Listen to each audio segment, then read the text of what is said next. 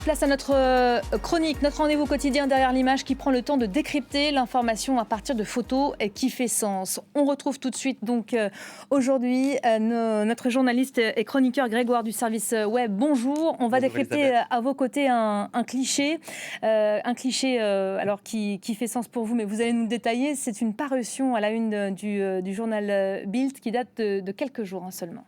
Oui, et pour vous en parler, j'ai choisi donc de vous montrer la photo de cet homme. Il s'appelle Mokgweetsi Masisi. Il a été élu en 2018 à la tête du Botswana et c'est un chef d'État qui, il faut le dire, ne fait pas souvent la une de l'actualité. Mais au début du mois, le président de ce pays d'Afrique australe a défrayé la chronique avec cet entretien accordé au tabloïd Bild. C'est le plus lu d'Allemagne et il est réputé pour ses titres souvent très sensationnalistes. Et celui-là ne déroge pas à la règle. On peut lire: le Botswana veut expulser 20 000 éléphants vers l'Allemagne. En sous-titre, une citation de Mokgweetsi Masisi expliquant qu'il n'accepterait pas de refus de la part de Berlin. Alors, ces déclarations sont apparemment un peu farfelues, mais elles illustrent en fait une vraie brouille diplomatique entre le Botswana et l'Allemagne. Le problème vient d'une possible interdiction de l'importation de trophées de chasse d'espèces protégées en Allemagne. En fait, au début de l'année, le ministre allemand de l'Environnement a évoqué la possibilité d'imposer des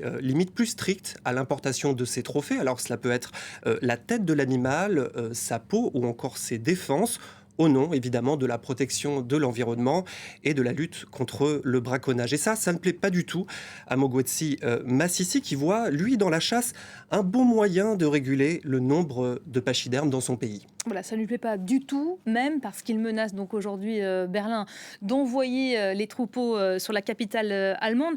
Lui, le président botswanais, il estime qu'il y a beaucoup trop d'éléphants sur le territoire national. Oui, selon lui, les efforts de conservation de son pays ont conduit à une explosion du nombre de pachydermes. Mais il est vrai qu'en 30 ans, le nombre d'éléphants a triplé au Botswana pour atteindre aujourd'hui plus de 130 000 pachydermes, soit presque un tiers de la population mondiale d'éléphants.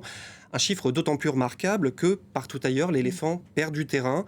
En 2016, date du dernier grand recensement, on a dénombré 415 000 éléphants en Afrique. Il y en avait 1,5 million 50 ans plus tôt, une situation alarmante qui a conduit, il y a 3 ans, l'Union internationale pour la conservation de la nature, c'est l'une des ONG, l'une des principales ONG qui œuvrent pour la préservation de la biodiversité, a classé l'éléphant de forêt d'Afrique et son cousin des savanes comme en danger critique d'extinction pour le premier et en danger pour le deuxième. Alors sur le papier, le pays de Mokgweetsi Masisi fait donc figure de modèle à suivre, mais tout n'est pas rose pour l'éléphant du Botswana, loin de là. En cause la cohabitation entre les populations locales et ces géants de 6 tonnes. Il faut comprendre qu'au Botswana, les éléphants ne sont pas cantonnés à des réserves. En fait, ils circulent librement sur ce territoire grand à peu près comme la France, mais occupé à 80% par le désert du Kalahari. Et comme les humains, ils cherchent de l'eau, ils s'approchent des habitations, tuant à l'occasion du bétail, piétinant les récoltes ou provoquant des incidents parfois mortels avec l'être humain.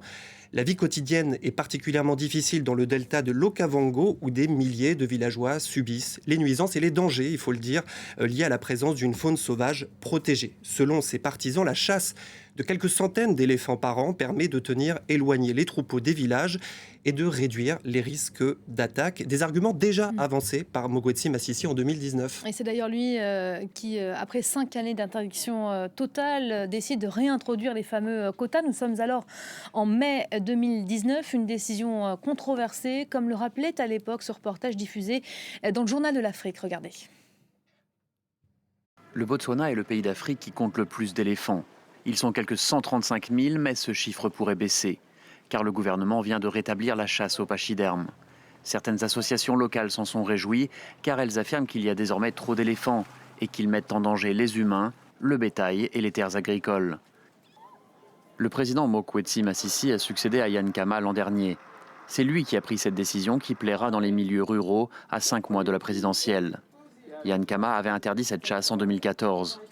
Ce revirement illustre les tensions qui existent entre Ian Khama et l'homme qu'il a choisi pour le remplacer. Les défenseurs de l'environnement, comme Humane Society International, sont aujourd'hui furieux. Reprendre la chasse des éléphants suscite des questions morales et va à l'encontre de tous les efforts internationaux pour protéger ces géants. Mais en plus, cela risque de porter préjudice à la précieuse industrie touristique du Botswana. Souvent, les éléphants du Botswana se rendent dans les pays voisins, la Namibie, la Zambie et le Zimbabwe. Ces 4 pays réclament la fin de l'interdiction du commerce de l'ivoire. Le gouvernement botswanais précise que sur son territoire, un maximum de 400 éléphants pourront être tués chaque année. Voilà, Grégoire, le président du Botswana qui met en avant le besoin de réguler les populations d'éléphants à travers la chasse. C'est un moyen plutôt efficace pour lui.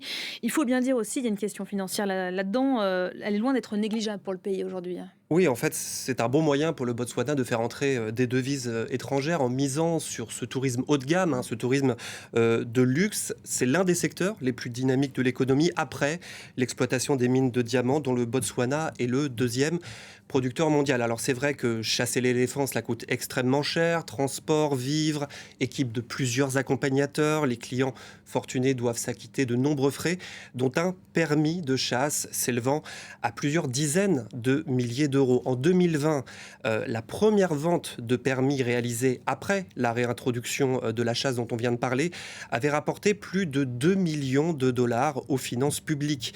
Il s'agissait de 7 lots autorisant à tuer 10 éléphants chacun, soit 35 000 euros par tête.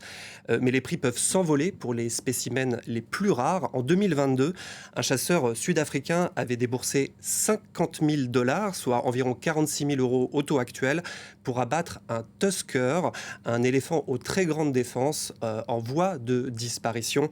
Un safari meurtrier qui, vous vous en doutez, à l'époque avait fait scandale. Car selon les défenseurs des animaux, la chasse est une pratique qui ne résout rien.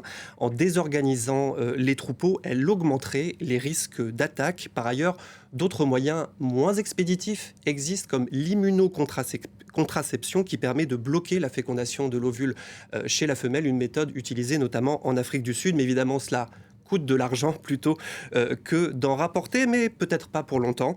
Les trophées de chasse ont de moins en moins la cote.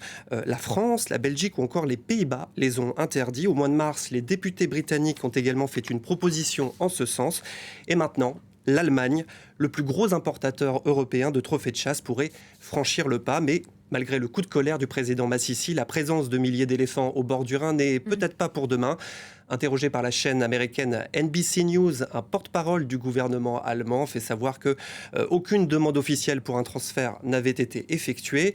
Le gouvernement allemand peut se montrer serein. Le président du Botswana avait déjà proféré la même menace il y a quelques semaines à l'encontre du Royaume-Uni. Pour protester contre le vote des députés britanniques voulant interdire les trophées, il avait promis d'envoyer 10 000 pachydermes à Londres.